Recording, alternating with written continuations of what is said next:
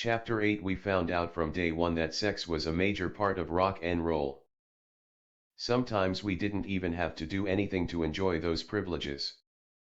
We got booked into the Sahara Hotel in Vegas, opening for the Jefferson Starship. When we got to the gig, the manager of the place pulled us aside and asked us if we wanted any girls. How could you say no?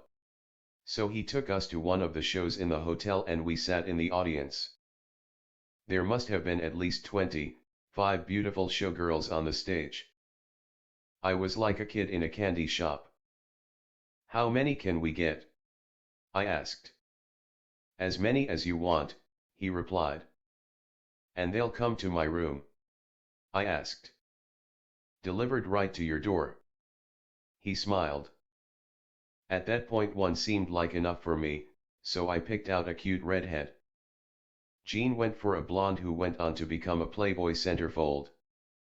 Years later, I saw her naked in a hotel hallway, riding Jean on her back while he slapped her ass. I spent a wonderful night with my redhead. So nice that many years later, when we were back in Vegas, I asked about her. A bartender told me that she jumped out of one of the top floors of a hotel because she had been so depressed with the Vegas lifestyle. I thought to myself, no kidding. You're up there trying to make a buck dancing and there's some asshole in the audience pointing and saying, I want to fuck that one. And this poor girl gets off work and some guy goes, you can't leave. You have to go up to room 675 and suck that guy's dick. I'd kill myself, too. But we didn't even have to go through such an elaborate procedure to get chicks.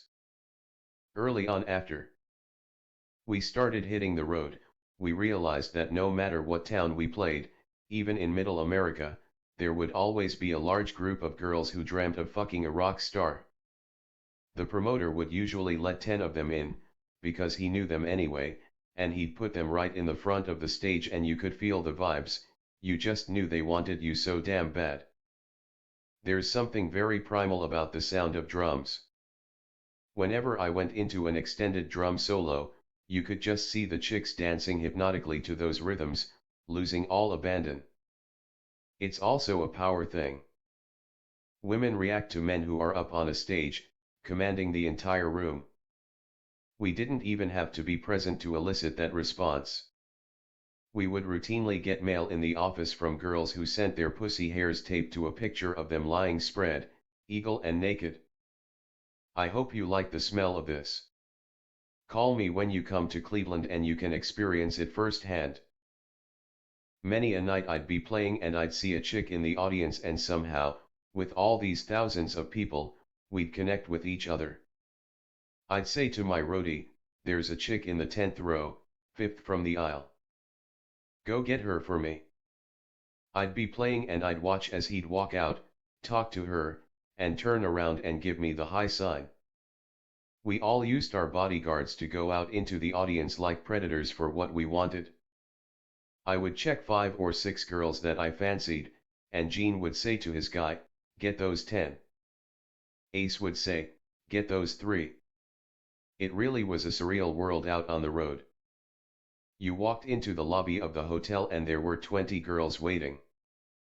Before you even put your makeup on, you could grab a chick and take her up to the dressing room and get laid. One time I had 4 naked women in my room. I didn't know where to put my hands and face anymore, there were just so many tits all over the place. Gene was this Jewish kid who never had so much pussy in his life. Why would he want to go home to an empty apartment and not be told how great he is?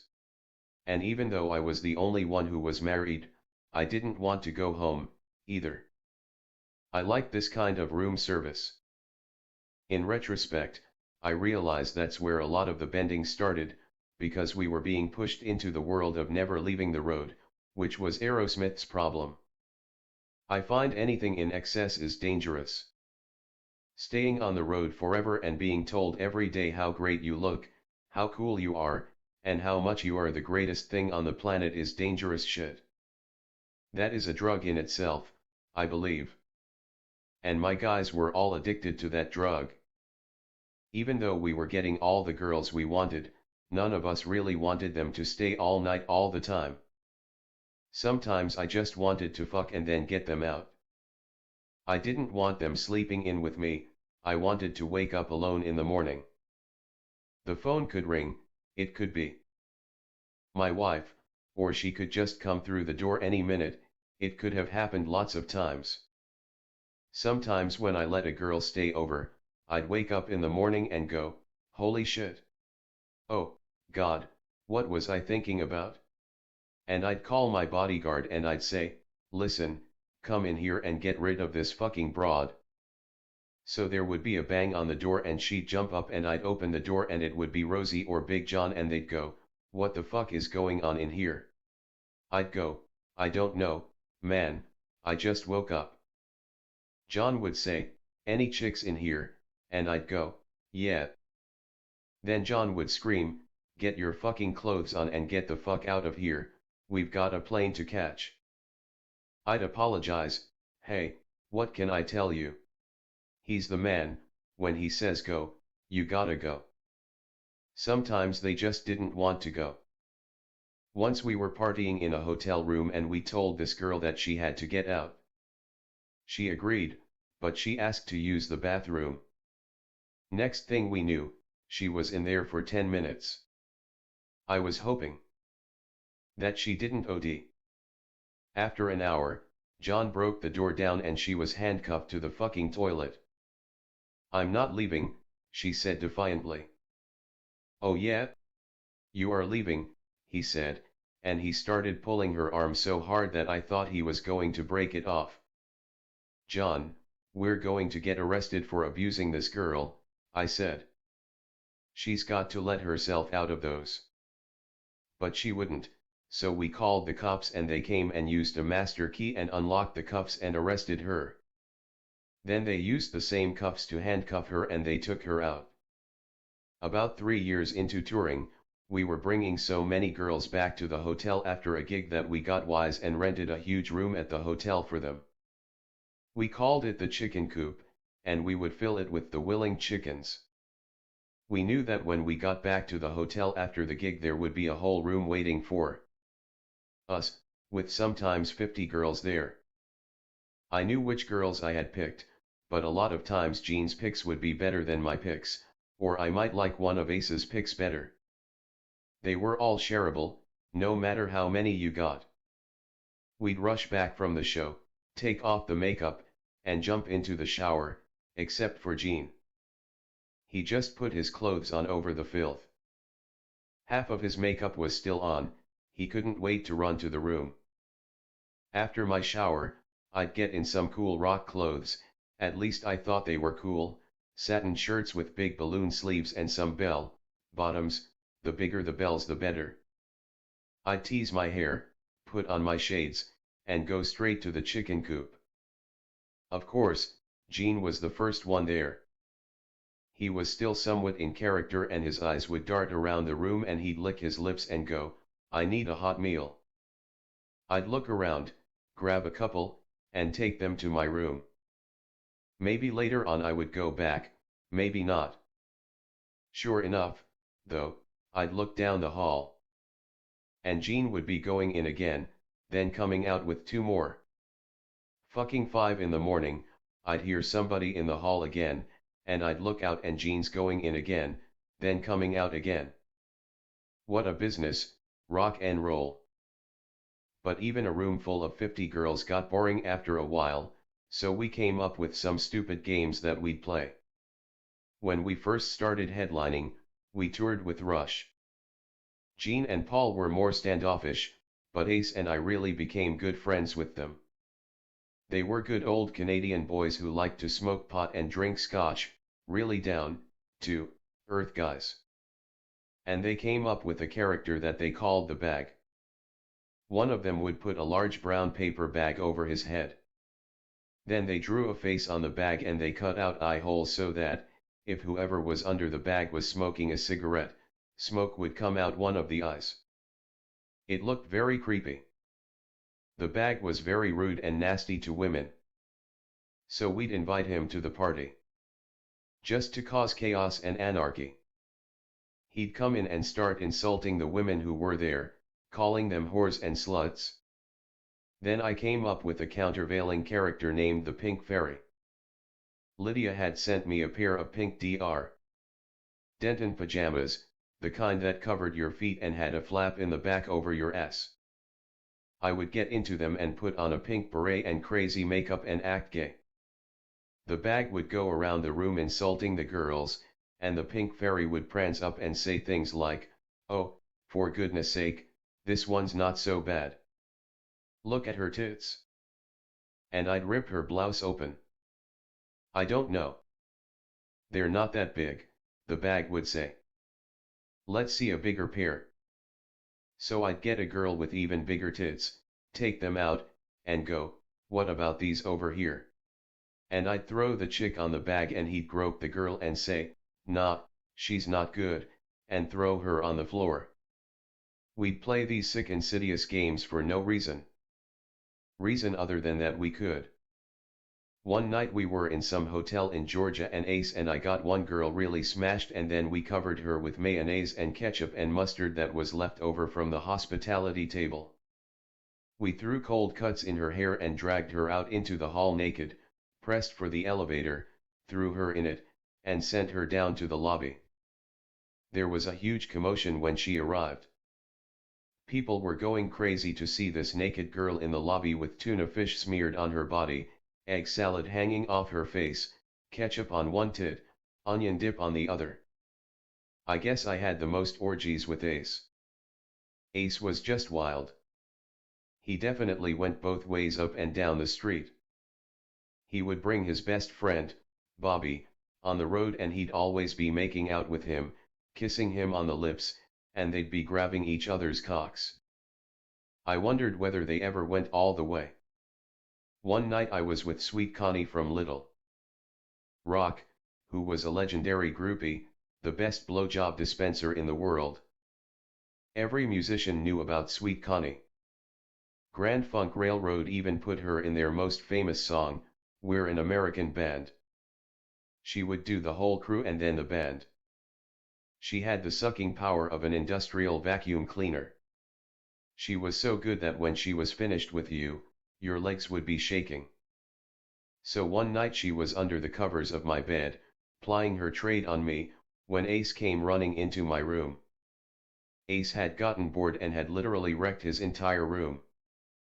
The hotel management found out about it, so he hid in my room while our road manager Frankie confessed to the hotel manager that Ace had destroyed the room because he had just gotten news that his wife had died. Frankie was totally apologetic and offered to pay for the damages, and they bought the story. The worst part was that we had to flush all our drugs down the toilet. Then we were out of drugs.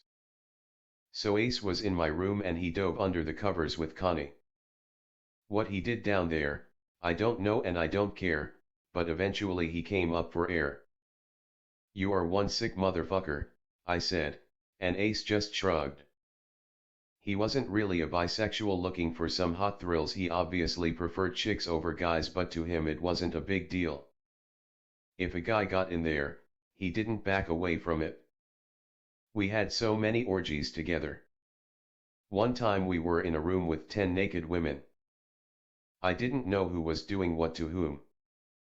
All I remember is that Ace and I wound up lying on the bathroom floor next to each other, sharing a cigarette, while our dicks were being sucked by 5 pairs of girls, who each took their turn. Despite all this action, Ace also liked to jerk off. He loved binoculars and telescopes. He said on a good night, he was able to see his home planet, Jandel, using a telescope. But binoculars were great to use if you lived in the city. You could catch something really hot looking through other people's windows, and you could jerk off to that. What made it particularly exciting was that they didn't know you were watching them. "You fucking get the greatest orgasm," he swore to me. Ace always brought his binoculars with him on the road. He would go up to the roofs of the hotels where we stayed and peer around and try to find things to jerk off to. One time he went a week without a catch and it was making him crazy, so he was going through an old Playboy and found a centerfold where this hot chick was sitting on a windowsill. She had great big old boobs and her legs were parted enough so you could just see the fringe of her pussy hair. Ace thought it looked so real that he took the centerfold out and stuck it on the far wall of his hotel room. Then he went to the other end of the room, looked at it through his binoculars, and jerked off. He told me that centerfold was good for a solid week of jerking. But of all the guys in the band, Gene had to be the most crazed. He was an equal opportunity pussy hound. On one tour, he actually fucked our 60-year-old limo driver.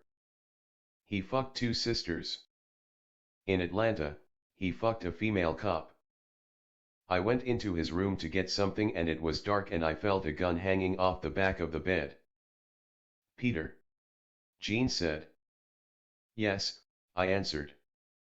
"I have someone very important here in bed with me. I would leave the room if I was you." I did. Gene would invite me up to his room and I couldn't believe what dogs he had up there. But he'd walk around like he was Valentino, with a white robe and a white face towel around his neck as if it were an ascot. He'd have half his makeup still on and he stunk because he still hadn't showered after the show and he'd offer me some dessert. He'd order up 4 trays of every dessert the hotel had. "Let Peter see your pussy."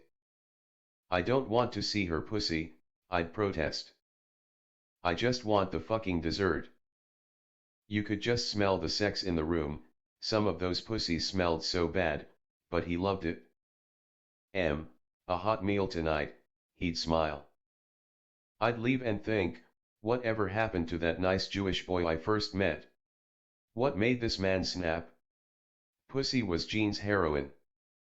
I don't care if it smells, I don't care if it's bloody, I don't care if it has pimples on it, I don't care if there's things hanging off it, as long as it's wet and I can come. That was his mantra. Unlike Ace, Gene never jerked off. In fact, he told me that he never masturbated once in his whole life, that it was an absolute disgrace if you had to jerk off when there were women in the world. Early on, we were in the deep south, moaning about the absence of attractive women. We had made plans to have lunch together and Ace, Paul, and I were going downstairs when Gene's door opened and he walked out with a 300-pound farm girl dressed in coveralls. You could smell her down the hall, she stank so badly from manure. But Gene was grinning from ear to ear like he had Marilyn Monroe on his arm. Gene was so consumed with getting pussy that he documented every one of his conquests on Polaroids. Then he'd carefully paste them into bound volumes, each dated.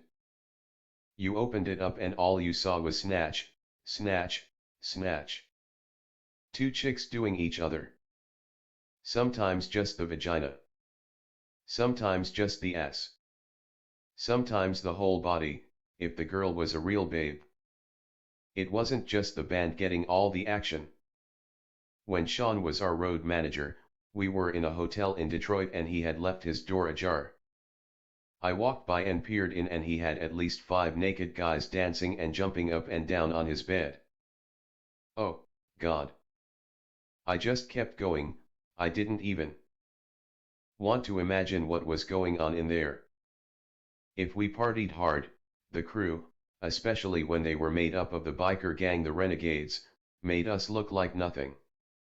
I went to their room at the Holiday Inn one night and I was shocked. Biker boys don't party like rock boys do. They were really hardcore, fucking the chicks up the ass with champagne bottles, shackling them to the bed with handcuffs. One big guy was jerking off on a girl's face. I saw a girl bleeding from the nose and I started screaming that we had to get a doctor. But one of the guys just shrugged and said that he had laid out a line of Bab-O cleanser and had her snort it. What? You could kill her. I protested. She's bleeding from the nose, we could get arrested. Ah, I'll fucking throw her on the side of the road. What does it matter? He shrugged. Some of those guys were really crazy. But I loved them. But it was equally hard to believe how dirty and nasty these girls were. You'd go to any town in the country, meet a girl for a one-nighter, and she'd do everything you always wanted to do in your life. I'd tie women up, blindfold them, put bananas in them. No big deal. One girl flipped me out because she told me she was going to get married that week, but she wanted to experience a rock star before she made the plunge. She brought a girlfriend along and we pulled her out of the chicken coop. I really want to sleep with you, she told me. I've been looking at your picture for the last couple of years and I think you're really cute and I just had this desire to sleep with you before I get married. She was much wilder than I thought she'd be. She just couldn't stop, every position. She wanted to get it all in so that she could hold on to that night forever. Anytime the shit hit the fan with her guy, she could always remember the time with me. I've met a lot of girls who were fulfilling dreams or fantasies with us, and I could understand. Understand that. It was exactly how I felt about Playboy playmates. But when she left that night, I felt that even though she hadn't gotten married yet, I had somehow violated the sanctity of marriage and that what I did was wrong. The weirdest chicks were the ones who wanted to fuck me with my makeup on. Gene had no problem accommodating them, but then again, I wouldn't want to sleep with him unless he had his makeup on, either. But I never really wanted to do it as the catman. I've met a lot of chicks who were wearing my makeup who wanted me to fuck them. One night I was with a beautiful 19-year-old girl who was in my makeup. Her mother had helped make her an outfit just like mine, with the spandex. She even had her hair fixed like mine. She said, "I've always fantasized about you. You could put your makeup on, and we'd be two cats doing it." I said, "No, no, you leave it on and I'll take care of everything." I laid her on the bed and my face was staring back at me, except she was naked. Beautiful body. She'd even had my cufflinks on, and the leather gloves that I wore. I was looking at her and I got weirded out, so I asked her to turn over. "Oh, you want to do it from the back?" she asked. She got on all fours and I banged her from the rear, and I was looking at the mirror watching me fuck myself. How sick was that? I came and pulled out and I told her that I had a headache. So she got dressed and I threw her out. You have to understand what an unreal world we were living in. There were no boundaries anywhere, especially after we started to make it big. No one ever said no. It was more like, "Here. How much you want? How much you need? Need women? We'll have 6 come over tonight, no problem. Whatever you want. You want a beautiful Ferrari? We'll have it parked in front of the hotel tomorrow." It was too much for me, I'll be the first to admit it. Too intoxicating. In time I realized that I was a commodity, making millions of dollars for other people, so it was important to keep me happy and give me everything I wanted. I just lost my mind behind it, and I lost myself, respect. That wasn't who I really was. I should have known better. I was the only one who had a wife back home. But I was cheating on Lydia before and after we were married. Where I grew up, everybody had girlfriends on the side. My grandfather was a huge womanizer. It must have been in my DNA. But I know Lydia never realized the extent of the decadence on the road. Another reason I was never satisfied sexually with Lydia was because of the sexual education I had enjoyed on the road. I wasn't the most knowledgeable guy when it came to sex. Then we went on the road and I started meeting worldly women who knew what they were doing. When we finally toured Europe, it was a sexual smorgasbord. I was fucking a French woman one night, a German the next, an Italian girl the next week, then a sweet after her. So when I came home, sex with Lydia wasn't good enough. How could she compare? I might go months without seeing Lydia. I'd start to miss her, and I did love her very much, so I'd bring her out on the road if we had a couple of days off. She'd come out and we'd have a ball, but she would never know anything about my other exploits. What happens on the road stays on the road. The other guys and the crew always covered my ass. After 3 days I'd tell her that we had some heavy gigs coming up and she should go home, and she was fine with that. Later on, when we started doing cooler places like Europe and Tokyo, she wanted to come out more, and I was cool with that because I wasn't as obsessed as Jean. If I got sex, great, but it wasn't priority number one. The music always had priority. Ace and Paul felt that way too. Jean could have all he wanted after the show, but nothing was going to get in the way of the music. Once the show was over, the party would resume. Throughout all that insanity and depravity, somehow I held on to my religion. Every night on the road, before I would go to sleep, I prayed. Amid all that dirt and decadence, I always had that little moment before I closed my eyes. My religion was really important to me because I knew the foundation of it was good, the words were good, the rules were good. I needed that grip on things because the other three guys were crazy, the road manager was crazy, our manager was crazy, the record company owner was crazy. Who could I talk to about my real feelings and my spirituality? None of them were religious at all. I couldn't sit down with any of them and say, I think I'm a little out of control with the booze and the drugs and the chicks. Can you help me with this? There was no place to fill that yearning during the day, so I would wait until I was in bed and the lights were out. Even if I had 2 or 3 chicks next to me. In bed, I would do an act of contrition. But I still felt bad. So I'd call my mother. It might be 2 a.m. back in Brooklyn, but she answered. Ma. It's me. I'm not doing so good. I'm doing bad things, sleeping with a lot of women, I'd say. Are you praying to God? She'd ask. Yeah, but I don't know if it's working, I'd say. Try to be a good boy, Georgie, she'd plead. I felt like I was falling into a snake pit. But just hearing her voice would ground me and make me feel normal again. I was Georgie Criss again, at least for a little while.